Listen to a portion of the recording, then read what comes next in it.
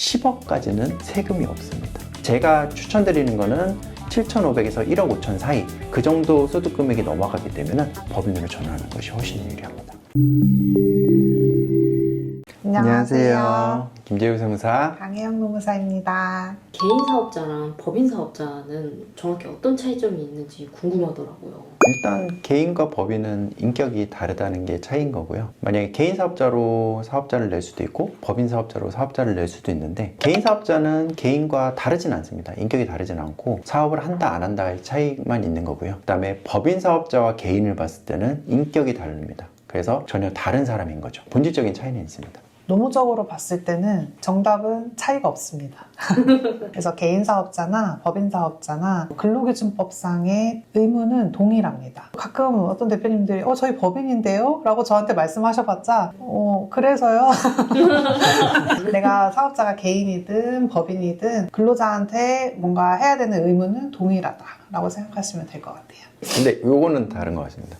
개인과 법인을 볼 때 세무적으로는 대표자의 인격을 보는 거죠. 대표자의 인격을 보는데 노무적으로는 대표자가 해야 될 의무를 보는 거죠. 그렇기 때문에 세무적으로는 인격의 차이는 있을 수 있는데 노무적으로는 그 차이는 없는 거죠. 어차피 의무니까. 개인 사업자랑 법인 사업자는 세금적으로는 또 어떤 차이점이 있을까요? 일단은 가장 큰 거는 뭐 다들 아시겠지만 세율이 다르죠. 세율이. 개인 같은 경우는 사업을 영위하게 되면 개인 사업자는 6%부터 45% 국세만 봤을 때 그 정도 세율 구간을 갖게 되고요. 법인 같은 경우에는 현재로서는 9%부터 24% 구간을 적용받게 되는데 확 안 하다 할 수 있는데요. 법인 같은 경우는 9%를 적용받는 구간이 2억까지예요. 개인으로 넘어온다 38%입니다. 그러면 이제 확 와닿으실 거예요. 그러면 대표 입장에서는 법인 소득과 개인 사업자 소득에 어떤 차이점이 있을까요? 개인 사업자는 1년 단위를 봅니다. 1월 1일부터 12월 30일까지를 보게 되는데, 그 말인즉슨 뭐냐면 내가 2025년도에 벌어들인 소득은 무조건 2025년도에 정산을 해야 됩니다. 2026년으로 넘길 수가 없어요. 근데 법인 같은 경우에는 2025년도에 이 법인이 벌어들인 소득이 있다 해도 소득을 묶어놨다가 세법적인 용어로 유보를 시켜놨다가 나중에 활용할 수가 있거든요. 개인 같은 경우에는 그해 벌어들인 세금을 다 정산을 해서 세금을 내서 나머지 금액을 받아오게 되는 거고요. 물론 법인도 벌어들인 수익에 대해서 세금을 내지만 그것을 일단은 유보를 시켜놨다가 나중에 그거를 투자를 하든 아니면 퇴직금을 가져가든 배당을 받든 이런 형태로 나눠서 분할해서 지급할 수 있는 거죠.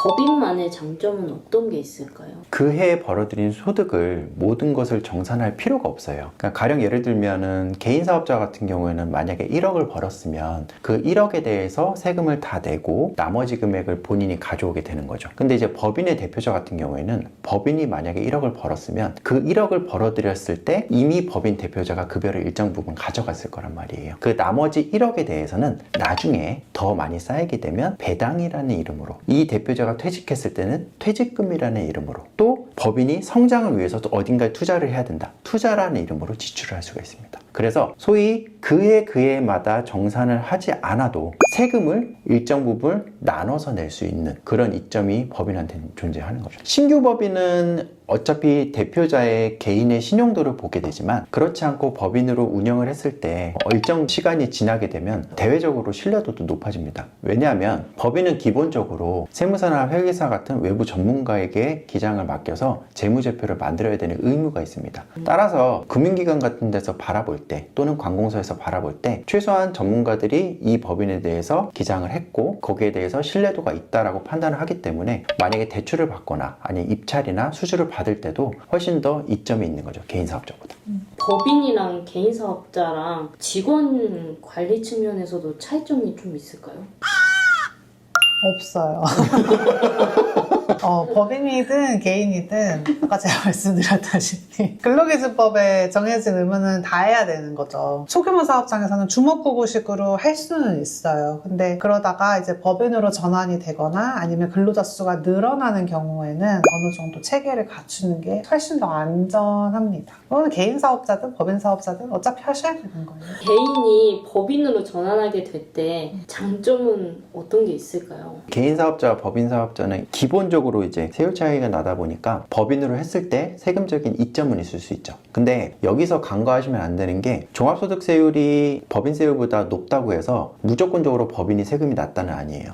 왜냐하면 분명히 법인 대표자도 급여로 받아갈 거기 때문에 급여는 또 종합소득세 과세 대상이에요. 그러니까 법인세 내는 것과 종합소득세 과세 대상의 급여를 받는 것과 이원화시켰다 뿐인 거지 실질적으로 세금은 그렇게 차이는 없을 수 있습니다. 단 법인으로 전환을 했을 때 가장 큰 이점 중에 하나가 저희가 장사를 하다 보면 권리금을 받고 넘긴다라는 얘기를 많이 하잖아요. 그 권리금이 법적인 용어로 영업권이라고 하는데 개인 사업을 영위할 때 영업권이 어느 정도 사이즈가 나오게 되면 그 영업권을 법인으로 팔 수가 있어요. 그렇게 되면 개인 사업자는 대체적으로 법인의 대표자가 될 텐데 그 법인의 대표자가 된 이 개인 사업자는 이제 법인으로 전환을 하면서 영업권을 판 금액을 받게 되는 거죠. 그리고 법인은 영업권을 샀잖아요. 돈을 주고 개인 사업자한테 그 산 영업권을 5년 동안 나눠서 비용 처리를 할 수가 있어요. 세금을 낮출 수 있다는 거죠. 그러니까 이중 효과를 볼 수 있는 거예요. 근데 여기서 제일 중요한 건 뭐냐면 개인 사업자가 판 영업권은 만약에 1억짜리를 영업권을 팔았으면 1억이면 35%의 세금을 내야 되거든요. 다른 소득이 없다 해도. 근데 이 영업권에 있어서만큼은 60% 필요경비가 이제 적용을 받게 돼요. 이게 뭐냐면 1억을 내가 받았어도 60%는 기본적으로 경비 처리를 해주는 거예요. 그러면 4천만 원에 대해서만 세금을 내게 되는 거죠. 그럼 4천만 원이면 15% 구간이거든요. 그러면 900만 원밖에 안 내는 거예요. 그러면 다른 거 생각 안 하고 1억을 받았을 때 그냥 1억을 받게 되면 35% 구간을 적용받으니까 6,500만 원만 내 통장에 들어오는 거예요. 근데 영업권을 판매하면서 벌어들인 소득은 900만 원만 세금을 내면 되니까 그러면 9,100만 원이 제 통장에 들어오게 되는 거죠. 이게 언제? 법인 전환할 때 딱 한 번만 할 수 있는 거예요. 요즘에 상속 이슈가 되게 많이 일어나요. 왜냐하면 7, 80년대 이제 조금 더 나아가서 90년대 이제 소위 1세대, 2세대 기업체를 운영하셨던 분들이 자녀들한테 이제 가업 승계를 하는 경우가 요즘에 많이 발생을 하거든요. 그때 개인이 가업 승계를 할 때는 한계가 되게 많아요. 왜냐하면 세법상 규정상 한계가 많다 보니까 개인으로 넘기는 게 쉽지가 않습니다. 그런데 법인화 시켜 놓으면 법인은 주식을 넘기게 되는 거거든요. 네. 만약에 10억짜리 건물이 있어도 개인이 양도소득세를 내고 만약에 팔게 되면 거의 한 3억 이상의 세금이 나오게 됩니다. 근데 만약에 이것을 법인화 시켜서 이 건물을 주식화 시키는 거죠. 건물에 대한 10억의 값어치가 있는 이 10억짜리 주식을 가업승계 증여특례라는 그런 혜택을 받아서 만약에 자식한테 넘긴다 라고 한다면 10억까지는 세금이 없습니다. 물론 이게 나중에 주식을 넘겨준 대표자가 사망했을 때 만약에 가업 상속 공제를 받을 때는 다시 합산해서 계산을 해야 되기 때문에 불리한 점은 있을 수는 있어요. 그런데 그것조차도 가업승계 증여특례를 받는 게 유리한 것이 가업승계 증여특례를 지금 받고 만약에 10년 뒤에 돌아가셨다. 그러면 지금 주식 가치가 만약에 10,000원인데 10년 뒤에 10만 원이다. 그러면 합산될 때는 10,000원으로 합산이 됩니다. 훨씬 더 상속세가 줄어드는 효과가 일어날 수 있는 거죠. 그러면 약간 1층부터 5층까지는 첫째한테 5주, 6층부터 10층까지는 둘째한테 5주 이런 식으로 하는 느낌인 거네요. 건물은. 그렇게 생각하실 수 있죠.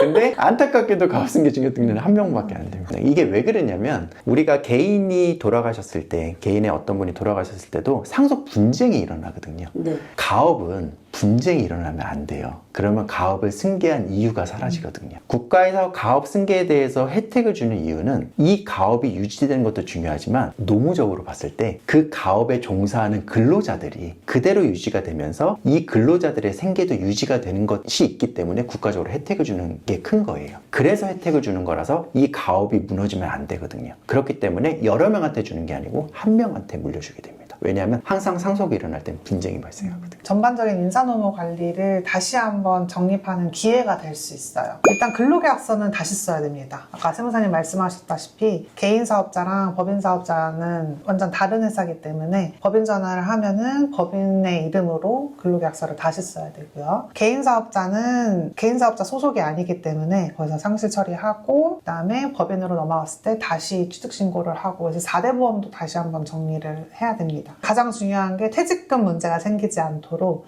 대부분 다 고용승계 되거든요. 고용승계 되는 과정에서 퇴직금을 뭐 지급 한 해 만에 얼마를 주네 만에 뭐 얼마만 주네 막 이런 문제가 많이 생기는데 그런 것들을 정답이 있는 건 아니지만 보통은 이제 실질적으로 계산을 합니다. 만약에 개인 사업자가 그대로 정말 법인만 바뀐 거라면 쭉 이어지는 거니까 처음에 입사할 때부터 퇴직금을 계산해야 되는 게 맞고 있고 나중에 분쟁이 일어나지 않기 위해서는 법인 전환할 때 퇴직금 관련된 서류도 잘 준비를 해야 된다라고 말씀드릴 수 있겠습니다. 법인을 전환하기 좋은 시점이 따로 있을까요? 개인으로 조금 몇 년간 사업을 영위하셨다 한다면 사업의 방향이 우상향이다. 네. 뭔가 조금 사업이 잘 성장하고 있다 하실 때 성실신고 확인 대상 사업자라는 게 있는데 거기에 걸려들기 시작하면 이제 되게 골치가 아파집니다. 개인인데도 불구하고 법인처럼 기장을 하고 법인처럼 이제 신고를 해야 돼요. 그렇게 되면은 되게 많이 힘들어져요. 오히려 소규모 법인보다도 성실신고 확인 대상 사업자는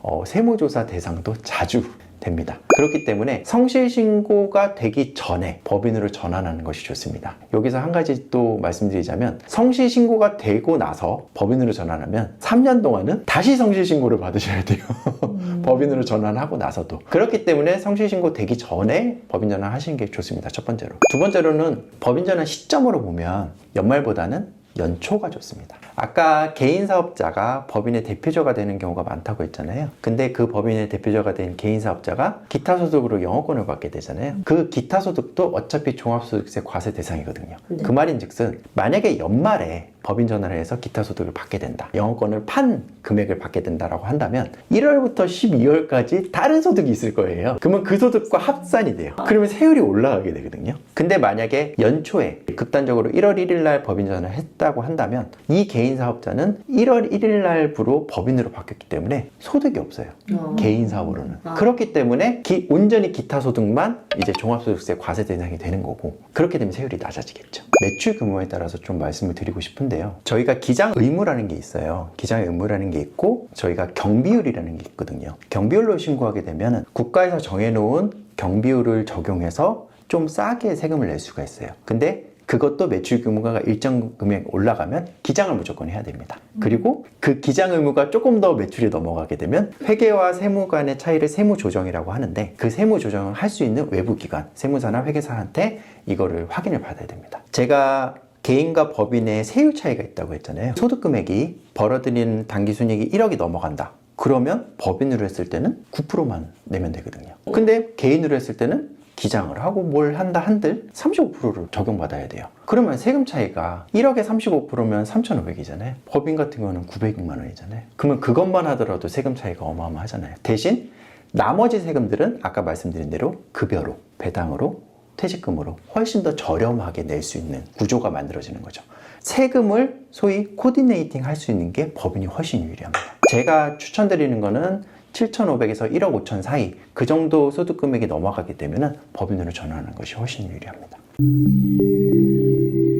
오늘은 개인과 법인의 차이 그리고 법인 전환의 이점에 대해서 좀 설명을 드렸는데 일단은 단편적으로 봐도 세율 차이가 좀 많이 납니다. 근데 세율 차이는 어차피 법인의 대표자가 급여를 받아가거나 다른 소득으로 가져가게 돼도 그 차이는 크지 않을 수 있어요. 근데 어찌됐든 법인으로 바뀌게 되면 아니면 법인 사업자를 영위하게 되면 세금적인 측면에서 봤을 때는 조금 더 안정적으로 조금 더 필요에 맞게 소득을 좀 다원화시킬 수 있다라는 장점이 있습니다. 특히나 퇴직금에 대해서는 차이가 정말 많이 크게 됩니다. 나중에 한번 또 다룰 수도 있을 것 같은데 퇴직금에 대해서는 너무나도 많은 세금 차이가 나기 때문에 그 부분을 활용하기 위해서라도 일정 매출 금액 이상이 올라가게 되면 법인으로 전환하시거나 아니면 사업을 처음 시작하실 때도 내가 어느 정도 매출이 예상이 된다라고 하신다면 법인으로 설립하시는 것도 나쁘지 않은 방법인 것 같습니다. 이상 김재유 세무사 강혜영 노무사였습니다. 감사합니다. 감사합니다.